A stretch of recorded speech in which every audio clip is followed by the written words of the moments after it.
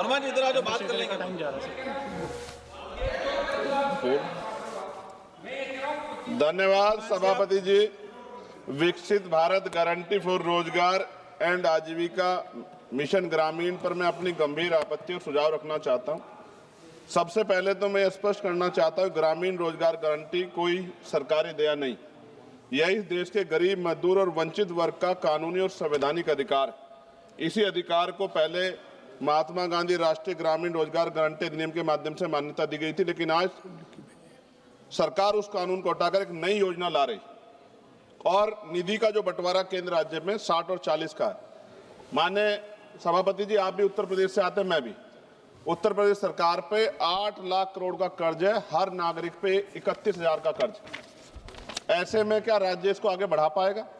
सभापति जी, सरकार कह रही है कि अब 100 दिन की जगह 125 दिन का रोजगार गारंटी दी जाएगी। ये सुनने में तो अच्छा लगता है, लेकिन कटाई बुआई के मौसम में 60 दिन काम न देने का प्रावधान इस गारंटी को व्यवहारिक रूप से कमजोर करता है।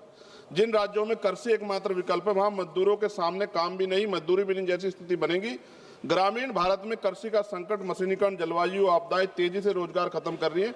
ऐसे में 125 दिन भी अपर्याप्त है, जबकि कई राज्यों में लोग 300 दिन काम चाहते हैं, जिन्हें उन्हें काम करने से बाहर न रखा जाए। और सभापति जी, दलित आदिवासी हितों का स्पष्ट उल्लेख, मनरेगा से SC/ST समुदायों को जमीन से जुड़े काम, जल संरक्षण, सामुदायिक संपत्तियों के जरिए न्यूनतम सुरक्षा दी गई। नई योजना में SC/ST के लिए पृथक रूप से कोई लक्ष्य सुरक्षा का प्रावधान नहीं। और सभापति जी, आपदा के समय छूट सरकार की मर्जी पर, प्राकृतिक आपदा में छूट देना सरकार के विवेक पर छोड़ा गया, जबकि आपदा के समय तो सबसे ज्यादा बेरोजगारी, सबसे ज्यादा पलायन होता है। यह प्रावधान अधिकार नहीं, अनुग्रह बनता है। जब तक स्पष्ट जवाबदेही और दंड व्यवस्था नहीं होगी, ये प्रावधान सिर्फ कागजों में रह जाएगा। मैं कुछ सुझाव भी दे रहा हूं सभापति जी, मंत्री जी बैठे हैं। सामान्य मजदूरी नहीं है जो मनरेगा के मजदूरों को मिलती थी, सामान्य नहीं। मेरे यहाँ 232 या 37 रुपए मिलते हैं सर। मेरी मांग है कम से कम 500 रुपए न्यूनतम मजदूरी दी जाए और रोजगार गारंटी बिना मौसमी शर्तों के लागू की जाए।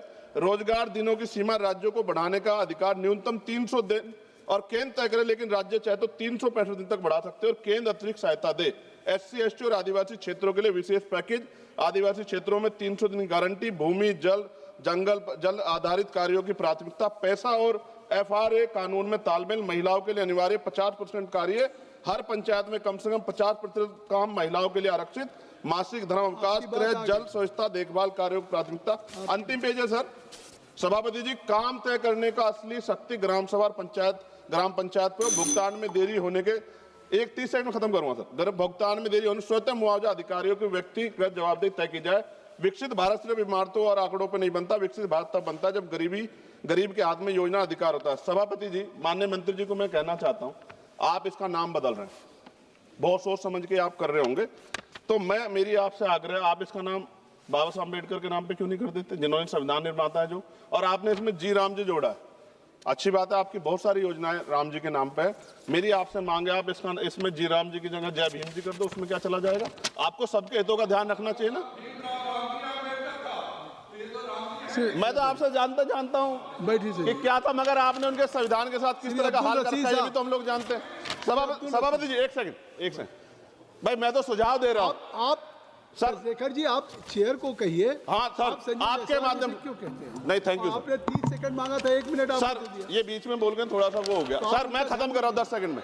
मैं उनको नहीं कह रहा, मैं आपके माध्यम से कह रहा हूं मंत्री जी को, सर ये देश देख रहा है, आप अगर महापुरुषों का अपमान करेंगे तो लोग इसका चुनाव के समय हिसाब करेंगे। मेरी बात को याद रखें। धन्यवाद। जय भीम, जय भारत। सर आपका बहुत बहुत शुक्रिया। सर आपका बहुत बहुत शुक्रिया। अपनी बात रखने से पहले मैं बारामूला के मेरे पार्लियामेंट्री कॉन्स्टिट्यूंसी के उस नौजवान को मुबारकबाद देना चाहूँगा, आके